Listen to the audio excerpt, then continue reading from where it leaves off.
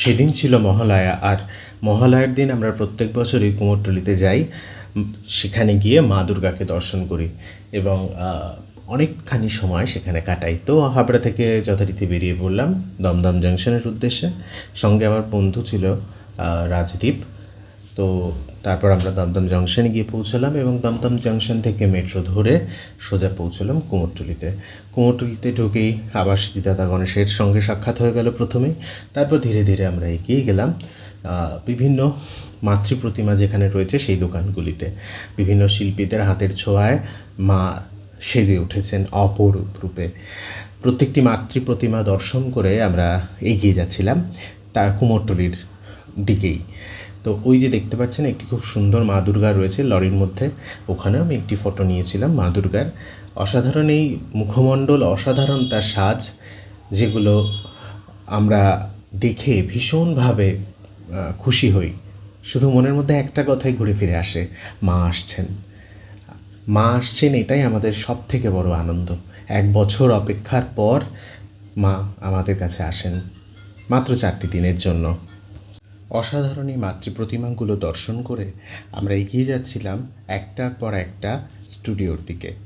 মোহনবাসী রুদ্রপাল থেকে শুরু করে চায়না পাল, কৌশিক পাল থেকে শুরু করে সমস্ত পালদের ঘরের সামনে যাচ্ছিলাম এবং মাতৃপ্রতিমা দেখবার একটা সুযোগ খুঁজছিলাম।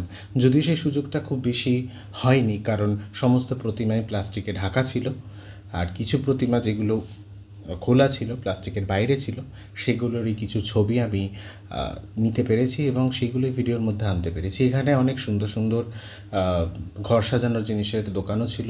এখানে একটি মাতৃ প্রতিমা, মা লক্ষ্মীর একটি প্রতিমা ছিল, সেটা দেখার জন্য কিন্তু বেশ ভালো ভিড় ছিল।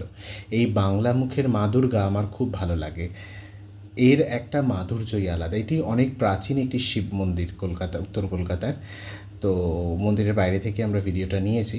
তো তারপর আবার আমরা দেখতে পেলাম কার্তিক এবং মা সরস্বতী ঠিক বাগবাজার ঘাটের সামনে, সেখানে একটা ফটো তুলে নিলাম। লালু হুলুর ঘুগনির নাম আপনারা কে না জানেন।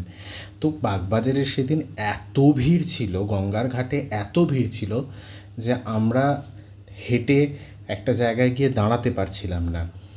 তো যাই হোক, সেখান থেকে এগিয়ে এসে একটা ঘুগনির দোকানে এসে আমরা ঘুগনি খেলাম। আমার বন্ধু রাত চাউমিন বানিয়ে এনেছিল, তো আমরা চাউমিন খেলাম। খাওয়া দাওয়া করে এবার আবার ফেরার সময় মা দুর্গার কিছু মূর্তি আমরা দেখতে পেলাম এবং সেই ছবিগুলো ধীরে ধীরে আমরা সংগ্রহ করতে শুরু করলাম। এই মা দুর্গাটিও বেশ সুন্দর। তো তারপর আমরা এই মা দুর্গাটিকে দেখে আরও এগিয়ে গেলাম। আসলে সেই দিন ওই ভিড়ের সঙ্গে সঙ্গে এই মাতৃপ্রতিমা দেখার একটা মজাই আলাদা। এই মা দুর্গাটিকে আমরা দেখতে পেলাম। তো এর সঙ্গে আমার সব থেকে বেশি ভালো লেগেছে এই প্রতিমাটি। আমি জানি না এই প্রতিমাটি কোন প্যান্ডেলে যাচ্ছে, তো প্রতিমাটি অসাধারণ ছিল।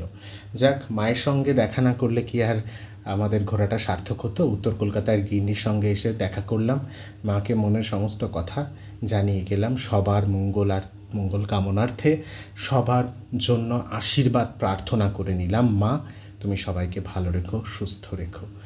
যাক, মাকে দর্শন করে আবার এগিয়ে গেলাম নতুন বাড়ির দিকে এবং তার সঙ্গে নতুন প্রতিমা দেখা, তার সঙ্গে আমার ছবি তোলার যে অভ্যাস সেটাও কন্টিনিউ চলতে লাগলো। তো প্রায় আজকে এত ভিড় কুমোরটুলিতে যে আমাদের হাঁটাটাও খুব প্রবলেমেটিক হয়ে যাচ্ছে, খুব মুশকিল হয়ে যাচ্ছে হাঁটা, এত ভিড় কুমোরটুলিতে আছে। তো আমরা আবার বাড়ির পথে রওনা করলাম। আসলে কুমোরটুলি এলে আর বাড়ি ফিরতে ইচ্ছা করে না।